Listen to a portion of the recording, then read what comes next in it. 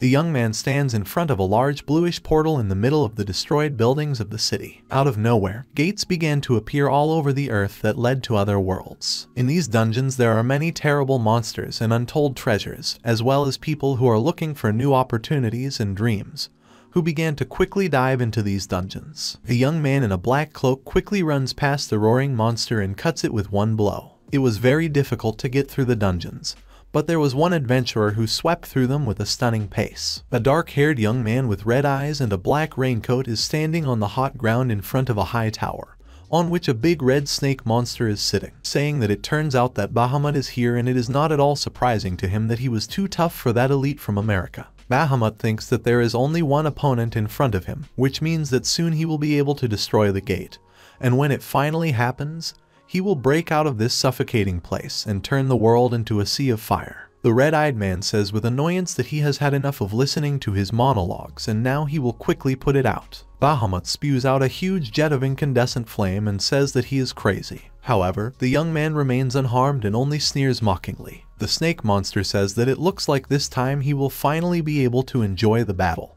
and make sure that not even a handful of ashes remain from him. He releases a jet even more than the previous one, but the brunette easily extinguishes his flame and imprints Bahamut into the wall. The young man in a rage says that he should not dare to look down on him anymore and understands that the snake monster restricts his movements and this is the end. Bahamut flies high into the air and releases a huge jet of fire, but the brunette still remains unharmed, cooling everything around him. The snake monster thinks that he is a disgusting insolent and tries to destroy the young man, but is defeated. Bahamut does not understand why he, God, managed to lose to some pathetic person. The brunette finishes off the snake monster with several blows. At one time, an inept adventurer named Saeki rose to the top of this world. Saeki says that now it's time to go to the next dungeon. This is the story of how he regained his transcendent power. The young man stands in front of a large bluish portal in the middle of the destroyed buildings of the city. Out of nowhere, 20 years ago, gates began to appear all over the earth that led to other worlds. They began to be called dungeons. At the same time, special powers began to awaken in some people, which later became known as skills. Only 1% of the population had the skills. Some time after what happened, an organization was created for those who wanted to try their luck in the dungeons,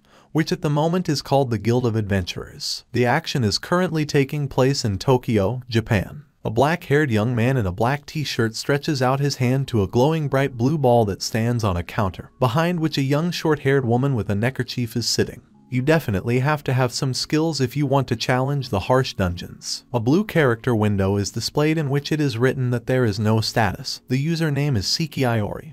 His level is the first. He has 10 Oz stats, 10 Om stats, 10 attack stats, 10 defense stats, 10 stamina stats, 10 dexterity stats, but his skills are completely absent. There is not a single person who would dare to become an adventurer without at least some skills. A woman with short hair, confused, asks if Saeki really wants to become an adventurer. A black-haired young man with red eyes calmly replies that everything is fine, and he asks her to register him. Apparently, he was really that crazy. Not far from him is a girl with red hair and brown eyes, dressed in a white blouse and a brown jumpsuit and holding a bag on a long strap. The receptionist asks her if she is sure that she wants to become an adventurer without having any skills. Saeki looks at her with interest. The girl shouts with great joy that this is the case and she can't wait to start working together. Saeki thinks he never imagined that someone as crazy as he would be here. They are pushed aside by a large blonde guy who shouts that 2 incompetents are going to become adventurers and this is pure stupidity. Let him personally demonstrate to these newcomers how everything works here. The woman with short hair smiles a little scared and says that in this case she leaves these 2 to Fukumoto-san.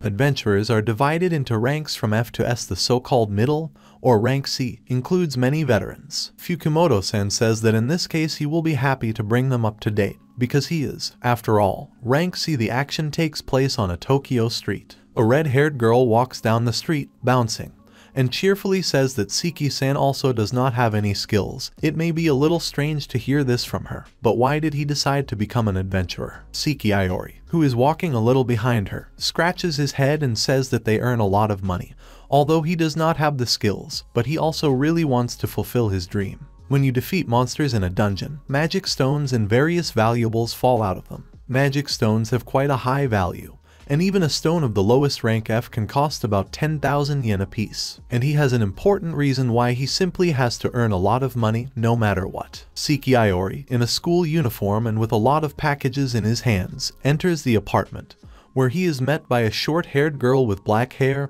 and red eyes, who is holding a book in her hands and smiling happily. He lives with his sister, who is only 15 years old. Their parents have disappeared somewhere, and now he has to pay for her education. Their life could not be called rich, but Saeki Iori was happy. The young man comes home and calls Kadoha-chan, saying that he is at home. Saeki Iori enters the room, turns on the light and is horrified to see his younger sister lying unconscious on the couch. The action takes place in a hospital. An elderly doctor with a thick mustache reports that Saeki Iori's sister has awakened a skill that devours her own body. This disease is known as incompatible skill syndrome. It is a fairly rare type of disease, and this is the first such case in Japan. The only cure for this disease is a new drug that was recently developed in the United States of America. Saeki Iori clenches his fists and says that they have insanely expensive medical care. The doctor says that the treatment of Saeki Katohi will cost about 500 million yen. The red-haired girl pulls the brunette out of his memories and says that it is true, adventurers are people who follow their dreams, so he really craves something like that, isn't it? The red-eyed man looks down and says that it is. They reach the purple tent at the top of a small hill and go inside. The room is filled with cold blue light that radiates from the entrance to the dungeon, and next to it are three adventurers who are having fun discussing something. One of them, a strong guy with a red hair crew cut, says that these are the very newcomers that Fukimoto wrote about in their chat. Another, a man with black hair, says with contempt that he still can't believe that they are really incompetent. The red-haired girl looks at them with embarrassment. Many look down on those who have not been able to awaken their skills and call them incompetent. That's how important it is to have skills in this world. A man with black hair arrogantly stretches out his hand and says that he is pleased to meet these incompetents. Well, they can learn a lot by looking at the work of their elders and watching their body movements. The girl with red hair shakes the outstretched hand and says with embarrassment that it's nice to meet her too. Saeki Iori confines himself to a slight nod. The man with black hair says that then he offers to go to the dungeon right now, and he will explain the details along the way. Three adventurers enter the entrance to the dungeon, waving their hands to the newcomers. A girl with red hair desperately asks them to wait. Saeki Iori turns away and thinks that he would prefer that they explain everything in advance. But let it be as it is. The young man clenches his fists and heads for the entrance to the dungeon, grinning at the fact that he is called incompetent. What in that case he now sees in front of him. The blue window of the character is highlighted, in which it is written that the name of this person is Saeki Iori. His Oz is equal to 50 stats. His Om is equal to 50 stats. He has 10 attack stats, 10 defense stats, 10 stamina stats, 10 agility stats. His skill is called Forbidden Restriction. In the Adventurers Guild, his status stated that he didn't have any skills. Of course, that was only because it was a hidden skill. The principle of operation of the Forbidden Restriction is very simple. A text is displayed on the blue window, which says that the Forbidden Restriction allows the user to use magic from his past life in exchange for skill points. The use of magic that is obtained in this way does not waste OM points. Saeki Iori thinks that he will increase his level, get skill points, and use them to get the magic that he used during his past life. In other words, he is a reincarnator. The young man quickly jumps into the entrance to the dungeon and sees a huge green monster in front of him, next to which sits a young man with black hair and red eyes, dressed in a black cloak and a white shirt. Saeki Iori from the past life and from the present look at each other attentively. However, even after mastering magic, Saeki Iori did not feel the joy and happiness that he managed to feel only in this life with his younger sister Kadoha. Everything that the young man was able to achieve in his past life is not a match for what he has now. 500 million yen. Usually such a huge amount an ordinary person cannot earn in a lifetime, even if he works hard. That is why Saeki Iori decided to become an adventurer in order to get a lot of money as soon as possible. However, it will be very difficult to accumulate 500 million yen even for an S-rank adventurer. But with a forbidden restriction,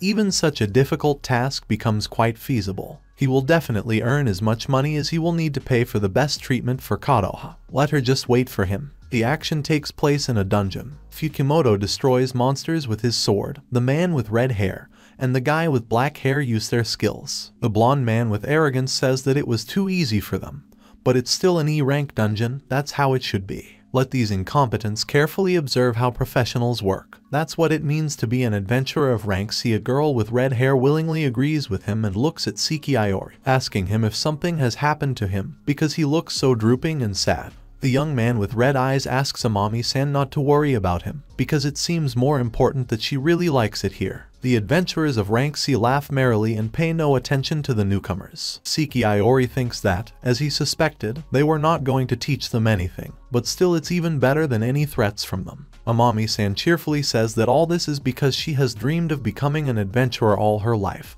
and she is delighted with the fact that she had the opportunity to see everything in the dungeon up close. Saeki Iori says that then it would be better for her to follow everything very carefully and study right. The girl with red hair agrees with him. At this time, an adventurer of rank C with black hair passes by a green monster, which, gaping, flies at the newcomers, and in fright shouts at them to run away. Amami-san freezes in horror and falls to the ground. Opening her eyes, she realizes that she is sitting on the floor next to a young man with black hair, and the green monster was crushed by a large column that suddenly fell on him. Fukimoto asks if they're okay. The girl with red hair says that this is true. It seems that, fortunately for them, that column collapsed very timely, and it's such a relief, isn't it? Saeki Iori raises his sword and helps Amami-san to her feet, saying that everything is right. The adventurers reach the huge doors that begin to slowly open, and Fukimoto says that the next in line will be the boss of this dungeon. The adventurers of rank C wins, and the newcomers calmly look at the doors that are slowly moving.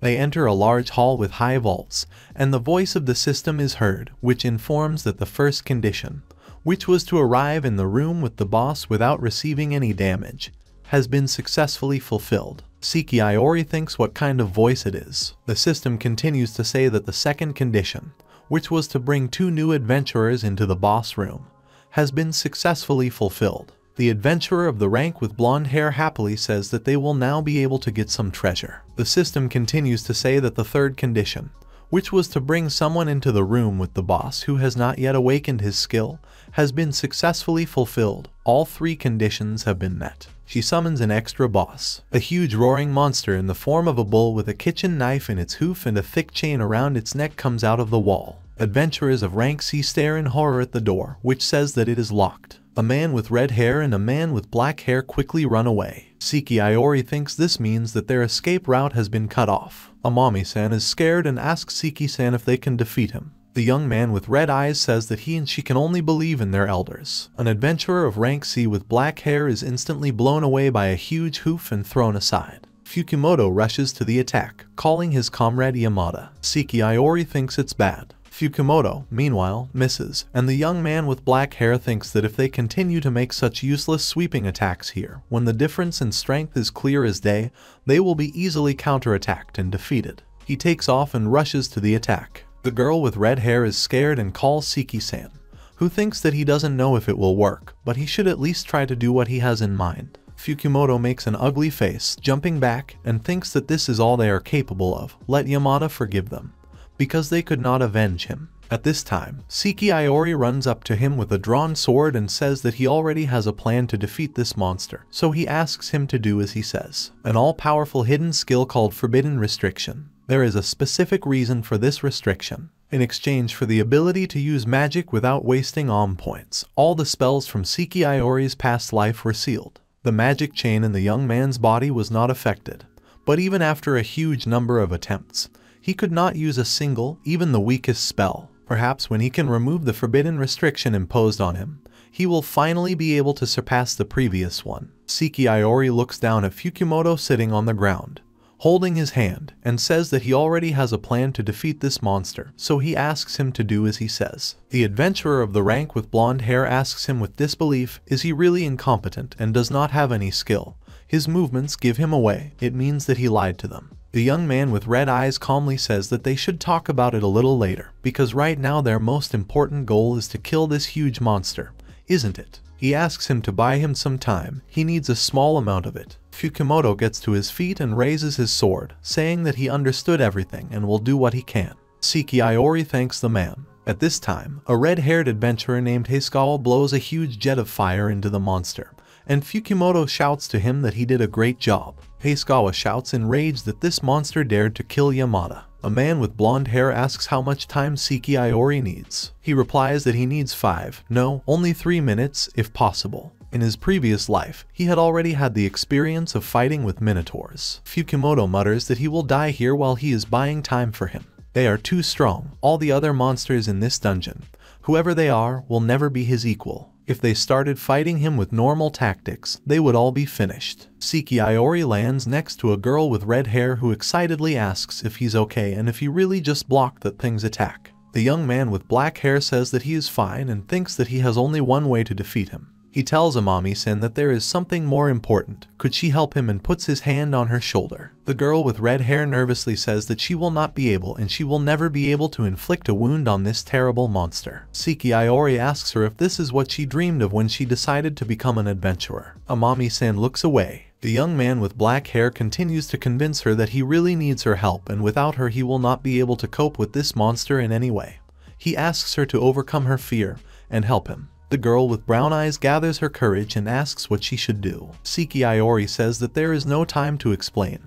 Let her just sit and not move, going behind her back. The young man's eyes begin to glow brightly and he raises his white-gloved hand, asking Amami-san not to be angry with him for what he is going to do. Saeki Iori puts his hand behind the collar of the girl's clothes, who blushes sharply and asks what Saeki-san is doing. The young man with red eyes thinks it definitely looks like harassment, but in fact it's his secret plan. He looks at Hayakawa and Fukimoto fighting the Minotaur and thinks that the Minotaurs are weak before magical attacks, while physical ones have almost no effect on them due to their enormous strength. But Hayakawa-san will not be able to inflict a fatal wound on him with his magic, because he has skills of too low a level, and therefore they lack the power for the necessary attack. Fukimoto shouts that he didn't even flinch after what they did to him. To defeat this Minotaur, they will need to attack it with a very powerful spell. At the moment, because of his forbidden restriction, he can't use any of his spells, and that's why he's going to use Amami-san's magic, and it's pretty simple, because he only needs to gain control of the girl's magic chain, after which he will add the necessary movements so that she can use his magic. Most likely, this can still be considered sexual harassment, but it will take effect very soon.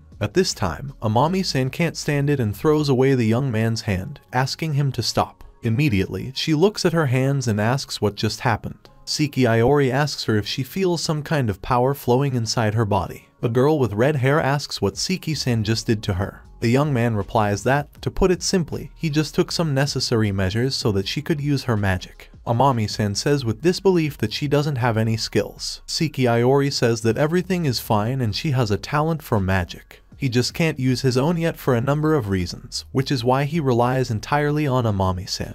The girl with red hair asks again. At this time, the Minotaur throws Fukimoto aside with a powerful blow. Hayakawa in a rage tries to attack, but he does not succeed. A rank seeker with blonde hair somehow gets to his feet, leaning on his sword, and shouts for the newcomers to hurry up, because at this rate this monster will kill them all here. Amami-san calls out to her friend in fright, who calmly tells her not to panic and just repeat after him, and everything will work. This language is unfamiliar to her, so it will be a little difficult, but he will try to be shorter. Let her focus now. The girl with red hair concentrates, and Saeki Iori thinks that this girl without any combat experience keeps such concentration in a very difficult situation, and this really encourages him. Fukimoto raises his sword again and breathes fitfully, no longer trying to remove the wet hair that has stuck to his face. The Minotaur rises inexorably above him with a huge carcass. Saeki Iori asks Amami-san to point her hands towards the monster. The girl with red hair does as he ordered, and the young man begins to recite a spell. Amami-san shouts the words Fireball of the Crimson Lotus, and a huge glowing ball breaks from her hands, which hits the Minotaur. When the smoke clears a little, they see that the Minotaur has turned into a piece of coal.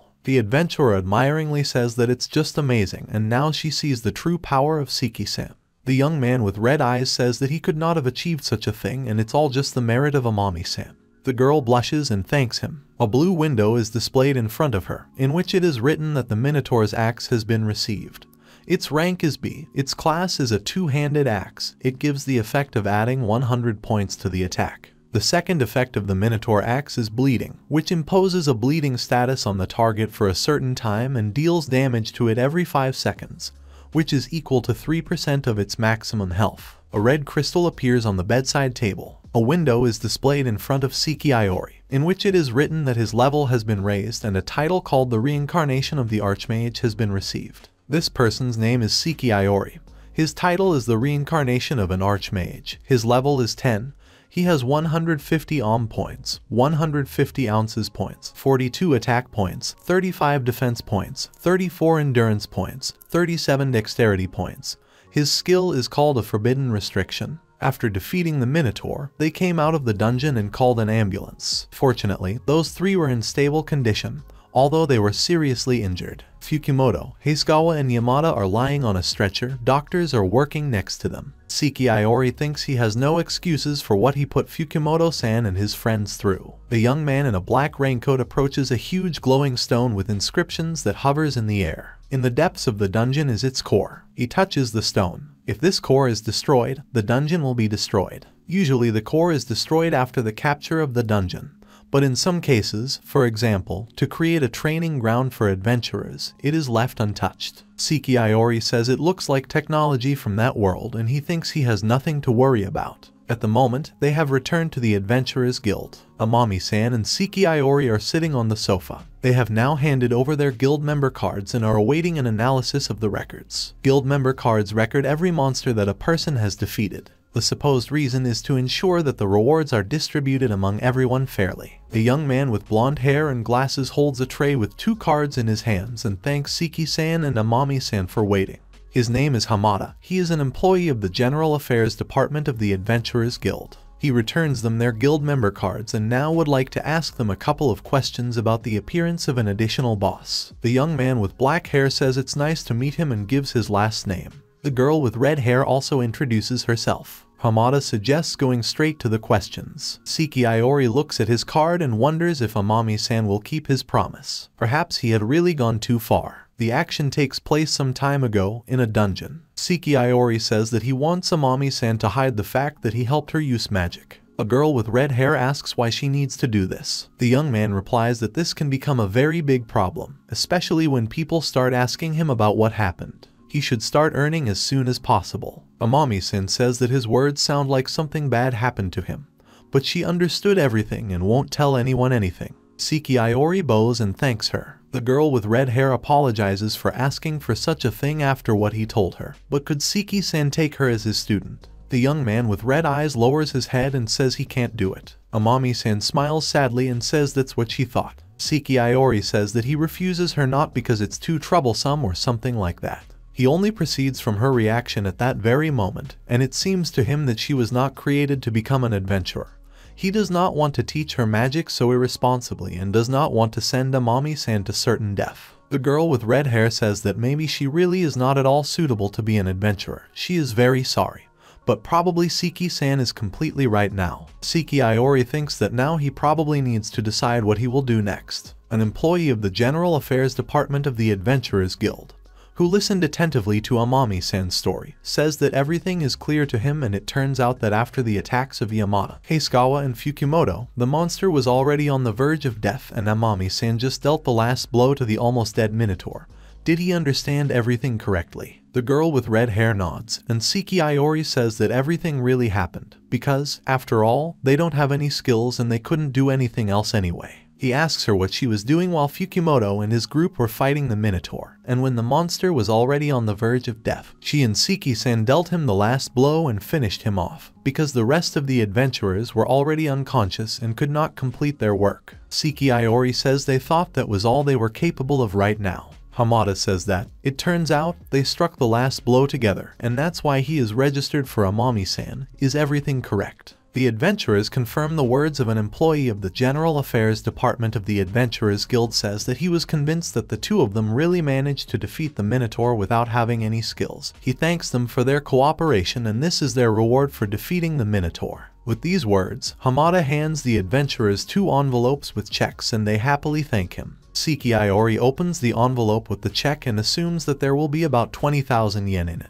But the amount on the paper is 250,000 yen, and he mutters that there is much more than he could have expected. The girl with red hair asks incredulously, is it really all for her alone? Her check shows an amount of 3 million yen. An employee of the General Affairs Department of the Adventurers Guild patiently explains to Amami-san that this is how much it costs to defeat the Minotaur. The rules of the Adventurers Guild state that 75% of the total reward is due to the person who dealt the monster the last blow, and the rest of his group members will share the remaining 25% of the reward among themselves. Amami-san thanks Hamada, who says that everything is pretty fair, and this was done so that all the reward would not go to the person who dealt the monster the last blow. Thus, the Adventurers Guild tries to encourage not only those people who have attacking skills. Getting up from the table, the man continues to tell that if they were in any clan, the reward would be divided completely equally, so he would like to invite them to think about becoming members of some clan, and they have high hopes for them. The young man says that they, incompetent, will make every effort to justify the hopes of the Adventurers Guild. The action takes place late at night on a street in Tokyo. Saeki Iori slowly goes home and thinks that in this way he has already been able to earn 250,000 yen on his first day of work for the Adventurers Guild. In just one day, he has already earned his monthly salary. Recently, Amami-san said that she wants him to take her reward of 3 million yen, since she can't accept such a lot of money without really doing anything for it. Saeki Iori says that without Amami-san's help, he wouldn't have been able to do anything with this Minotaur either, so let her keep the money. Besides, if they find out that he took someone else's reward for himself, there will be a big fuss. The girl with red hair tries to protest, but the young man says that if they both don't need this check for 3 million yen, then she can always burn it. Amami-san exclaims how it is possible to burn such a large amount of money, and Saeki Iori just laughs and says that then let Amami-san keep this money for himself. After that, they exchanged contacts with her and separated. The young man with red eyes walks into his empty and dark apartment and sits down on a sofa that stands near a large window, and thinks that he has not fought like this for a long time. It seems that his feelings have not dulled at all, and whether he really received as much as 250,000 yen for defeating some Minotaur. Adventurers really earn a lot of money. At this time, he receives a photo from Kadoha, in which she eats the third pudding, and 2 messages in which Kadoha asks her brother to look at how she got better today and she was able to eat as many as 3 puddings. Saeki Iori drops her head in her hands and thinks that in her condition eating 3 puddings would be a feat. Let Kadoha-chan wait a little longer. Very soon he will be able to earn 500 million yen. To do this, he needs to learn how to use the forbidden restriction as soon as possible. Saeki Iori remembers that he recently raised his level and opens his blue window. It seems he has earned skill points yet. The mechanical voice of the system is heard, which tells him that he has reached level 10 and can now summon the fairy manager. Immediately there is a small explosion, and a little girl with blue eyes appears from a blue cloud, dressed in a short dress and with long blue hair gathered in 2 ponytails, with a key hanging from her neck and blue wings. Saeki Iori says it's really a fairy. The fairy opens her eyes a little and shouts indignantly that he is so slow, and what he is doing at all. He has abandoned training for as many as 20 years. The young man with red eyes does not understand why she is so angry and stretches out his hand forward, asking her to wait a little and before scolding him. Maybe she will tell who she is in general. The girl says that why not, she was created by him from a past life and is a fairy who controls his skill called Forbidden Restriction. She has only one goal, and that is to make him, Saeki Iori, stronger. She was with him in his past life, being a fairy who controls his skill called Forbidden Border. She has only one goal, and that is to make him, Saeki Iori, stronger. That's why she's so disappointed that he stopped training for 20 years, he's just a klutz. Saeki Iori asks if he really created her in his past life, because he does not remember this for himself. The fairy manager says that, apparently, he no longer has a part of his memories. Saeki Iori says it's impossible and he remembered. The girl with blue hair asks if he has an idea. The young man with red eyes says that he does not remember how he died at all, but he remembers that he was affected by an incurable disease and every day he became weaker and weaker. The fairy manager says she can only tell him that she was born after he died, and that's all. Saeki Iori thinks that if the fairy was born after his death, then it seems that his reincarnation is not accidental at all and maybe he was planning something like this in his past life. The girl with blue hair says that there is no point in thinking about it at all. The young man with red eyes says that everything is clear to him and thinks that, apparently, the fairy manager simply cannot tell him about it. Most likely, he has limited the range of what she can tell him. But she is completely right, because there is simply no point in trying to think about everything in these circumstances. Saeki Iori looks at the girl with blue hair who is sitting on his shoulder and asks what she meant when she said that her only goal was to make him as strong as possible. The fairy manager blushes and says that if you regularly update a skill called Forbidden Restriction, it will become stronger even faster. A young man with black hair asks her if it is somehow different from gaining skills through the exchange of points. A girl with blue hair flies up and says that getting skills wasn't even close to it. She stretches out her arms and opens the blue window. The mechanical voice of the system is heard telling him that a new system called Item Exchange has been added. The fairy manager says that with this system, he will be able to get any item he ever owned in his past life. Of course, the number of items is limited by their initial stock. Saeki wonders if this includes the items that were in his storage box. The storage box is a subspace storage that he created in his past life when he was still an Archmage. The girl with blue hair says that it is. In those days he was an avid collector. He has a whole bunch of very different and valuable things, which now he will be able to return back using a system called the Exchange of Items. The young man with red eyes says in amazement that this is incredible. The fairy manager slyly squints and says that everything is not as simple as it seems to him, because there are certain conditions for the exchange of items. Saeki says with disappointment that, apparently, every good story has its disadvantages. He's betting that it's probably also the work of his past. The girl with blue eyes says with displeasure that if he complains, she will definitely not allow him to use this system. Saeki apologizes and promises that he will find the best use for this system. He presses the button to open the window, and at the same time a lot of blue windows appear in front of him, in which images of swords appear. The young man sees in front of him the mithril sword, the Durandal sword, the demonic sword Graham, and the holy sword Excalibur, and happily realizes that these are really his things. Immediately he thinks that since they are all here, then that thing will be here too. He clicks somewhere, and a window appears in front of him, in which an image of a bottle with a blue liquid is visible, and it is written that this is an almighty elixir. Its cost is 500 million yen, 5 pieces are available. It instantly eliminates all diseases and injuries that only exist. Saeki understands that he really has to earn this amount and it's time for him to get down to business. The girl with blue eyes says that it seems to have motivated him a little and she has the latest news for him. The young man with red eyes looks at her in amazement, because he assumed that the events of today would be over. The fairy manager says that during his battle with the Minotaur, she suddenly thought that he could easily become even stronger if he overcame difficulties on his way. That's why she put a buff on him, and thanks to him, when defeating an enemy who surpasses him in strength, he will receive twice as much experience. Saeki asks how it works in general and thinks that if she is telling the truth now, then his path will be several times easier with him, because in any case he was going to fight only with stronger opponents in order to earn more money. The young man with red eyes says that he will use his forbidden restriction to its full capacity. The fairy manager says with approval that this is a great mood and let him continue in the same spirit. Saeki asks what her name is. The girl with blue eyes says that she doesn't know this, because he created her, let him invent something if he wants to. The young man with black hair tells her not to complain or cry later if she doesn't like something. He wants to call her Sphere, as her name is. The fairy manager says that the name Sphere sounds good and now he can address her that way. Saeki says she seems to like her new name. Sphere indifferently says that nothing of the kind and they actually need to make him stronger. If he wants to shirk again, she will get very angry. On top of everything else, he is obliged to prepare her bath at home every day, buy desserts twice a day.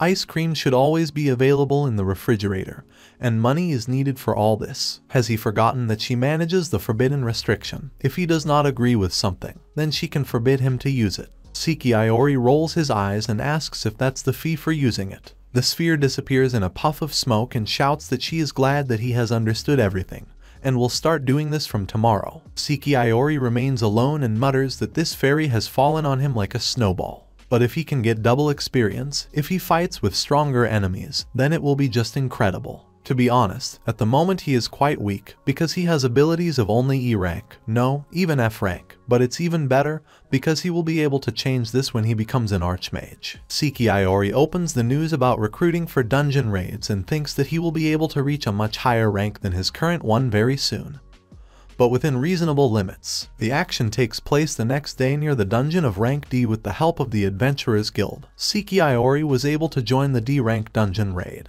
His rank is F, so he will be here only for extras. A guy with disheveled blonde hair and round glasses approaches the young man. His surname is Takai. He is a C rank adventurer and possesses a skill called Longsword Master. Takai politely greets and says that he must be Seki-san, and his name is Takai.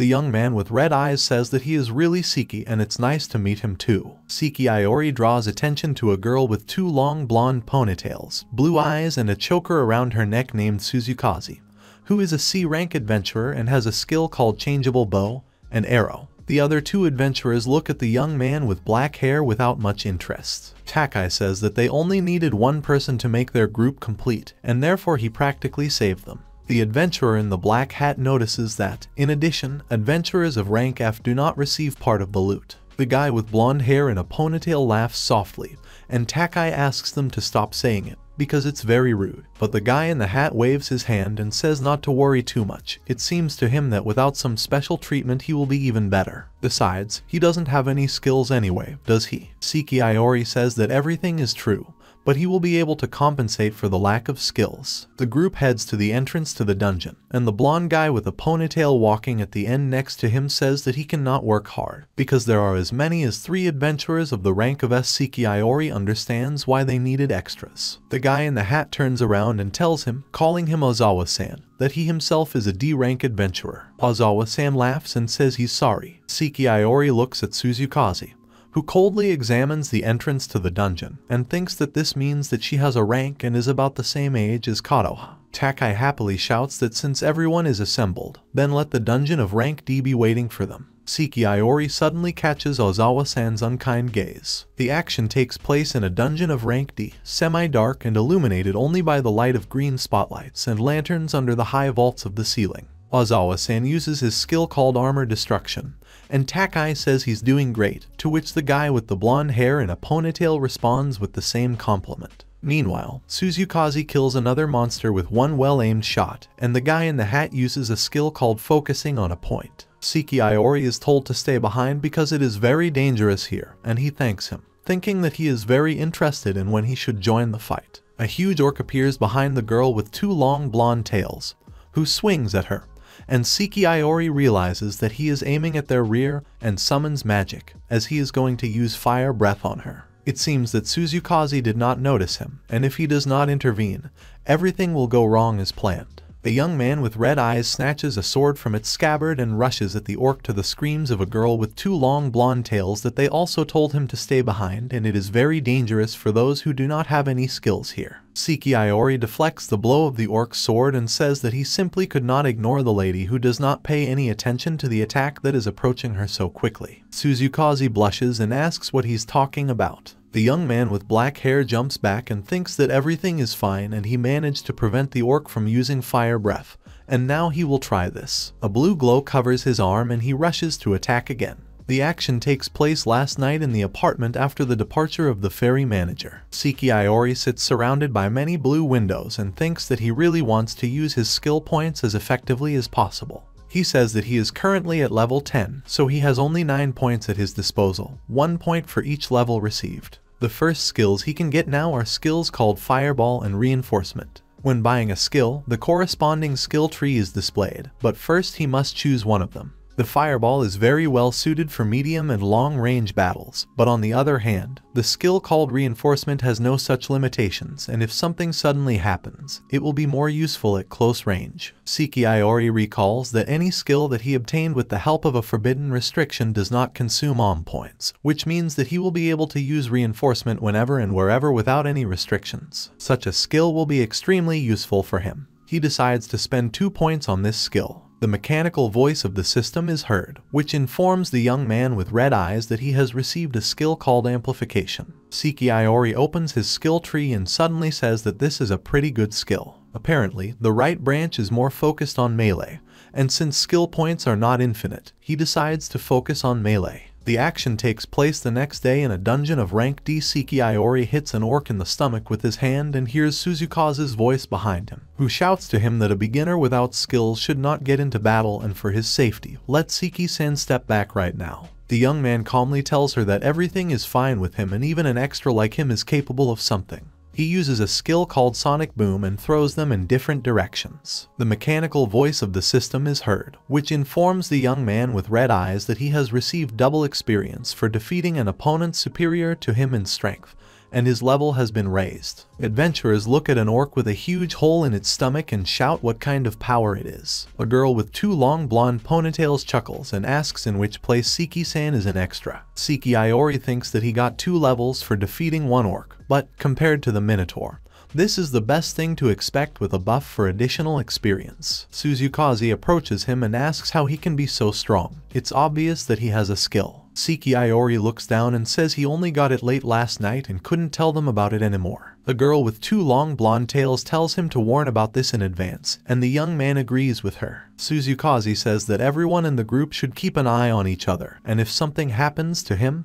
it will be too late. Saeki Iori apologizes to her, and the girl says that she should thank him for saving her. The young man with black hair says that it's not for anything. The action takes place a little to the side. The guy in the hat, which he has already lost, tells Ozawa-san that he did not expect that Saeki-san could be so strong, and now the loot will have to be divided equally. Ozawa-san asks if it's not good. Takai appears next to them and happily says that if Saeki-san is so strong, then they will be able to clean up this dungeon much faster. Let him continue in the same spirit. The guy without a hat lowers his head and apologizes for being so rude to him. Saeki Iori, in turn, apologizes for not telling about his skill before starting to clean up the dungeon. Although, in fact, he didn't tell them anything, because they could have rejected his application for membership if they had found out the truth that he was not incompetent at all and had skills. The guy without a hat holds out his hand to him and says that now they are counting on Saeki-san. The young man with red eyes smiles back and shakes the hand extended to him, saying that he will do everything he can.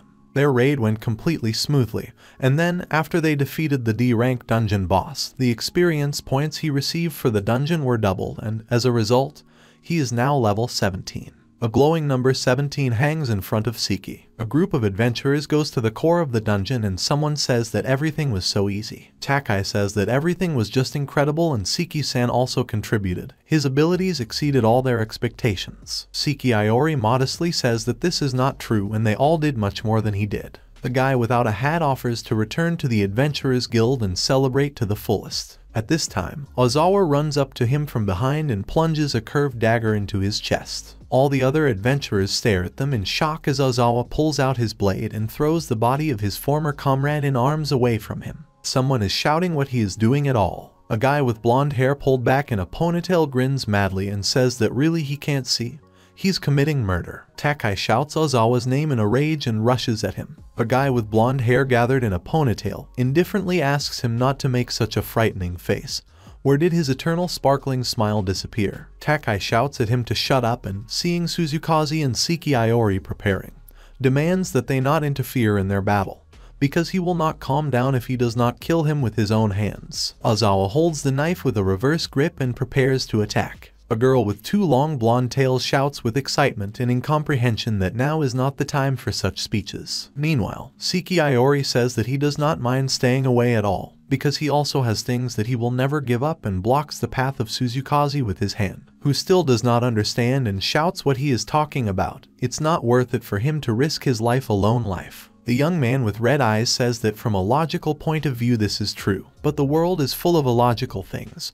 For example, the desire to take revenge on someone for the death of their loved one. Suzukaze says it's so stupid, but yes, she understood what he was talking about. Takai sincerely thanks them and asks them to provide it to him. Saeki Iori thinks that if you think about it that way, Ozawa-san's weapon looks quite dangerous, despite the fact that it is a dagger and Takaya has a sword. A guy with blonde hair in a ponytail lovingly examines and touches his curved dagger. He must have killed a lot of people with it. The red window of the item is displayed, in which it is written that the name of this item is a bloody knife. Its rank is A. Its class is a dagger. 200 or 150 attack points are added when using it. 100 dexterity points are also added. Its effect is a killing impulse, adding 5 attack points for each person killed with a bloody knife. This effect has no limit, and the increase in attack depends on the total number of victims. Now this knife is much stronger than before. Ozawa-san mockingly asks the guy if he really thinks he can beat him.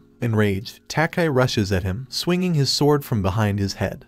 But Ozawa-san effortlessly deflects his blow, and Takai has to retreat for a while. He is surprised to think that his strength should already have been enough to break through his defense. All this time, he has been hiding his skill, His strength is much greater than the C rank. Ozawa-san says that Takai usually uses a long sword. He may be useful against monsters, but he's too slow against people. It doesn't seem the same to him. A guy with blonde hair gathered in a ponytail comes in from the back of a confused guy with glasses and leaves him a small wound on his chest, which he immediately clamps, wincing in pain. Ozawa-san contemptuously asks if Takai really hoped to kill him with his strength. Takai takes out a small bottle of potion and looks at it, remembering his murdered friend. On his birthday, he gave him a bottle of potion and said that he could consider it his birthday present, and he would read its effect later. Takai, in fright, asks if it was very expensive for Suzuki. The young man replies that it was, but in this way he wanted to repay his friend for all that he had done for him.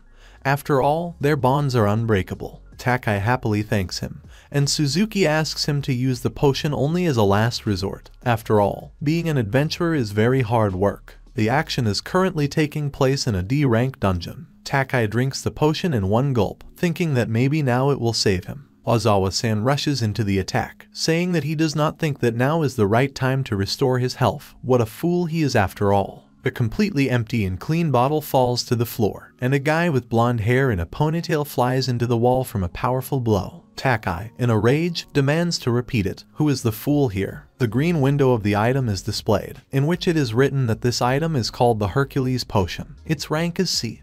Its effect is that when used, the user's attack level is doubled for 5 minutes. Any actions are performed without any obstacles. After the time has elapsed, the attack decreases by 0.5 points every 5 minutes. Ozawa-san jumps back, but soon strikes Takai with an even stronger blow, which he barely manages to block and gets a wound in the head. Blood flows from the cut forehead into the eyes of the guy with glasses, and he thinks that everything is useless, because he simply does not see him. The guy with blonde hair and a ponytail shouts that how else can you call a fool who thinks he can handle him. Takai apologizes to Suzuki for not being able to avenge his death. Suzukaze breaks down and shouts that she can no longer just stand and watch this carnage, aiming her bow. Ozawa-san easily dodges the arrow and rushes at the girl with two blonde tails, grabbing her cheeks and asking if Takai-san didn't tell her not to interfere in their battle. Tears come to Suzukaze's eyes, and Ozawa-san throws her to the floor and claps her mouth, saying that he will probably have to start with her and let her die. Saeki Iori blocks the bloody knife and Suzukaze whispers his name softly. The guy with the blonde hair and a ponytail says he's surprised that he managed to stop his knife. Great, now it looks like he's going to have to give up the kill bonus. Saeki Iori coldly asks Taka-san if he would mind if he crushed this psycho. Takai winces in pain and asks him to defeat Ozawa for him. The young man with red eyes indifferently tells Ozawa,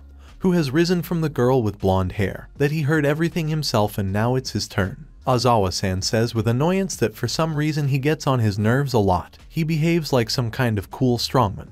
Does he think that some extras are able to beat him? Saeki Iori uses a skill called a quick shot and throws a guy with blonde hair and a ponytail aside, saying that he didn't scare him a bit. Ozawa-san tries to hold on to the floor with his hands and shouts that he got his skill quite recently and it's time for him to stop pretending to be a tough fighter. Saeki Iori thinks that Ozawa's speed and weapons are a very big problem and now is not the time to stand on ceremony with him. A guy with blonde hair and a ponytail shouts that Saeki needs to know his place.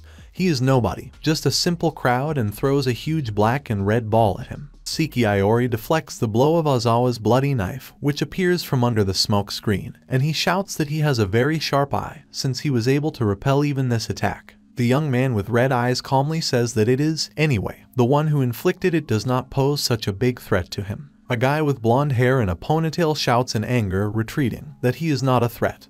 He likes his attitude. Now he will definitely get a bonus for killing him.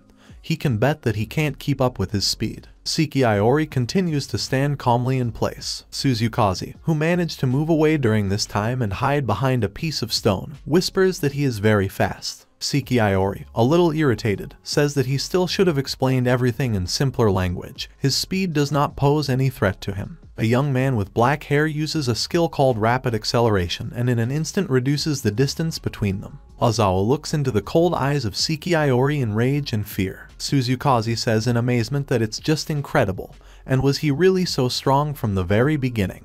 The guy with the blonde hair and a ponytail thinks it's impossible that he was able to catch up with him. His swordsmanship and defensive body movements are a level higher than that of an ordinary beginner. He feels a monstrous aura, feels his superior and boundless power. Ozawa-san is horrified and asks who he is. Saeki Iori replies that he is, as he said, just an extra. Ozawa-san doesn't understand why the young man with red eyes keeps suppressing him. If he surpasses him in characteristics, how should he deal with him? At this time, a guy with blonde hair gathered in a ponytail notices Suzukaze, who looks out from behind a piece of stone and rushes to her, touching her shoulder and asking her to be a good girl. Saeki Iori coldly says that this is a very dirty move and pushes Ozawa in the back, the next second piercing his body with a sword. A young man with red eyes contemptuously tells Ozawa-san lying on the ground that such a vile plan is worthy only of a coward like him. A guy with blonde hair and a ponytail swears dirty and shouts that this is not the end yet and tries to use his skill called a destructive battering ram.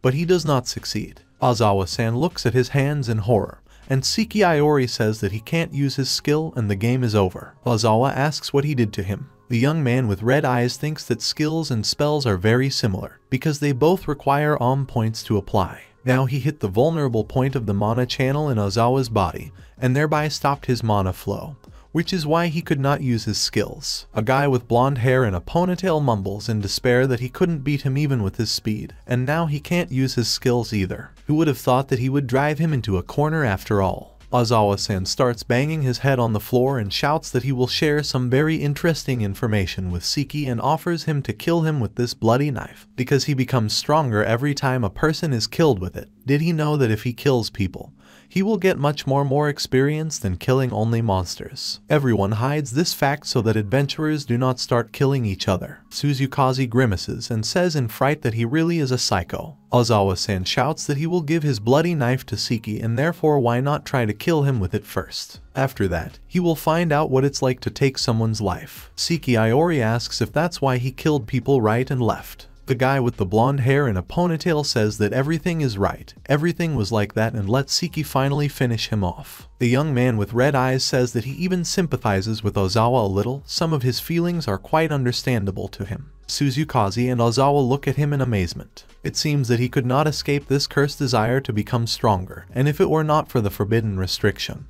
for the sake of Konoha, he would be able to become exactly the same as this deeply unhappy man. In his past life, he had seen many people who did not have to choose the path by which they became stronger. Ozawa-san is furious and shouts that Saeki doesn't know anything about him and let him kill him sooner, but he flatly refuses to do it. A guy with blonde hair and a ponytail asks why, because he himself said that he understands part of his feelings. Saeki Iori says that he thinks they are even somewhat similar. Ozawa-san once again asks to kill him, but the young man with red eyes says that if he does this, something will die inside him, so he will never kill him. A guy with blonde hair and a ponytail says it's so naive and blows up a smoke bomb. Ozawa-san brandishes his knife and shouts that in this case he will force him to drop this naivety, becoming a trigger for this. Suzukaze claps her hands over her mouth in horror, asking for all this to stop. Saeki Iori stops Ozawa and says that before he dies, he will have to atone for his sins. After a while, a guy with blonde hair and a ponytail is lying on the floor with his hands tied,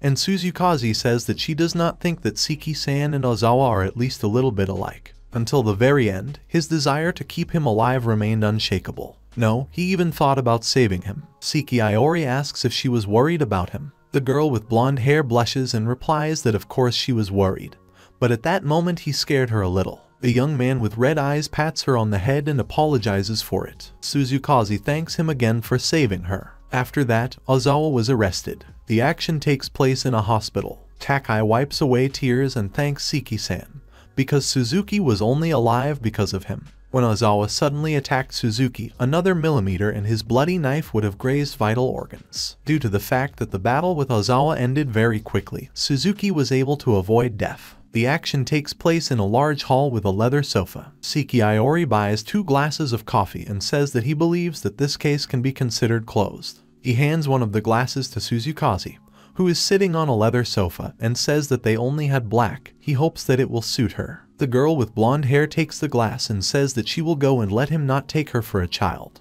After taking one sip, she winces, and Saeki Iori realizes that she definitely doesn't like coffee and asks what she wanted to ask him about. Suzukaze replies that she is interested in learning the secret of his power. Saeki Iori says that he has no secret and is more interested in why she works as an adventurer at such a young age. She looks like a high school student. Suzukaze puts the glass aside and indignantly jumps up from her seat, stating that it's not that important.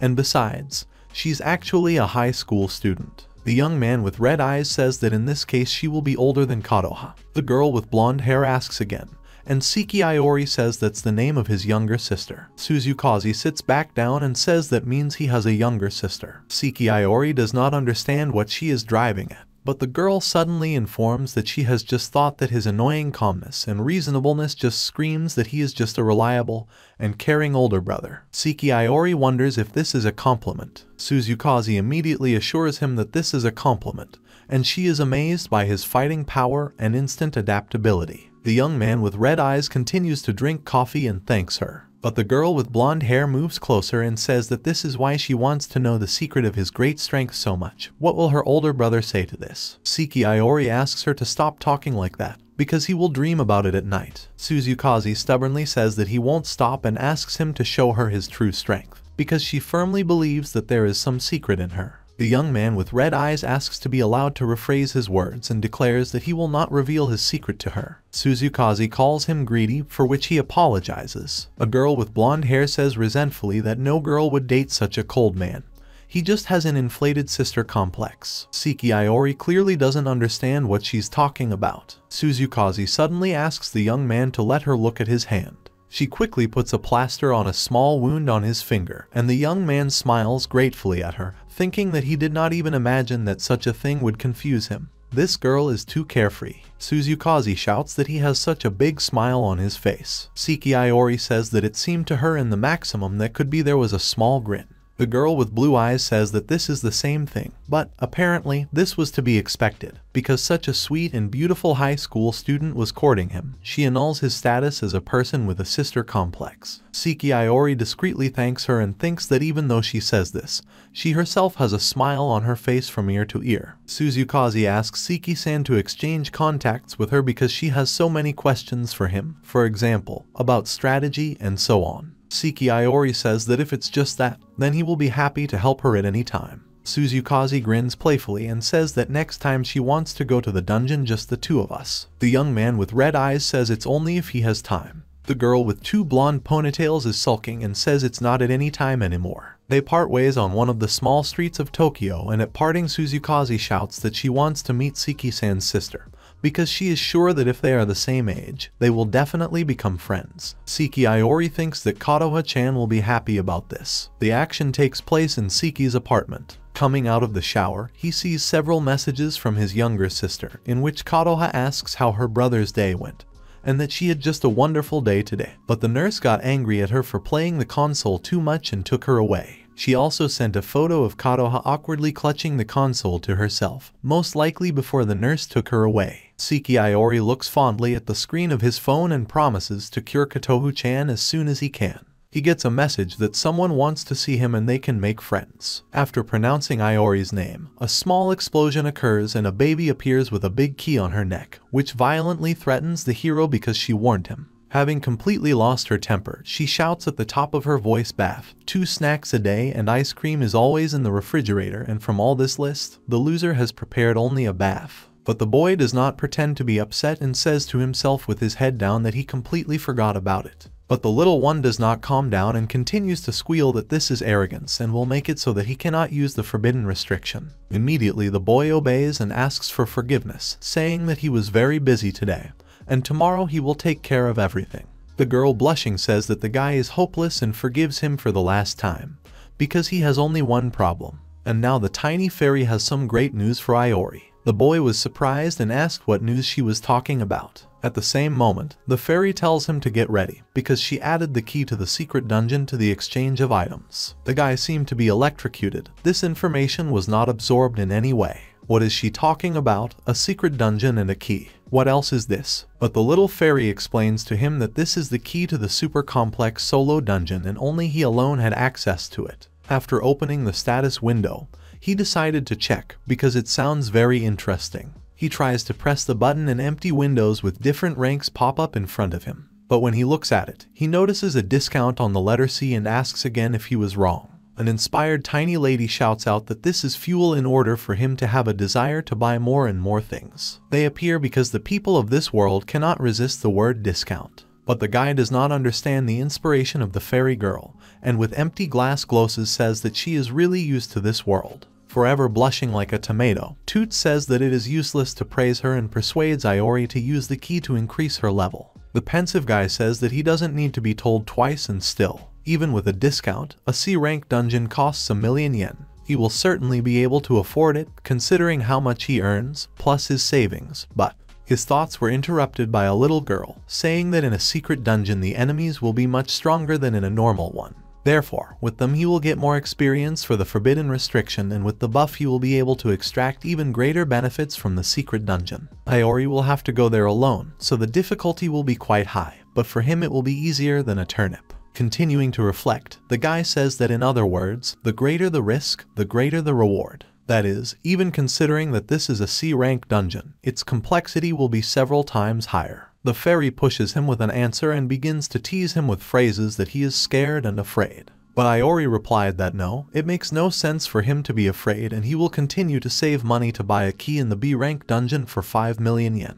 The fairy praises him because he is truly an interesting person. In this case, there is no need to rush. Iori can also use the item exchange to sell items from dungeons. Thus, it will be able to pay off well. Iori can't help but notice that the forbidden restriction is really very useful. The fairy keeps saying that the legacy of his past life is so great. Then Iori should thank his past self, after which he clicks on the Acquire Rank C button. The system notifies that they have bought a secret dungeon key, and immediately a door with a purple aura appears. The worried fairy asks if Iori is going to go there right now. He had just returned from the dungeon. But Iori replied that he didn't want to waste a second, because he had just got into the taste. The fairy is surprised. A real lone Archmage began to speak in him, and he thanks her, because thanks to her he will become stronger in the blink of an eye. The little one stops him and says that thanks will be later when he returns unharmed. But Iori says that if she dies, she won't be able to thank her anymore. But the fairy doesn't care, so if he's not going to die, then let him buy her ice cream when he returns. Iori opens the door and enters the dungeon.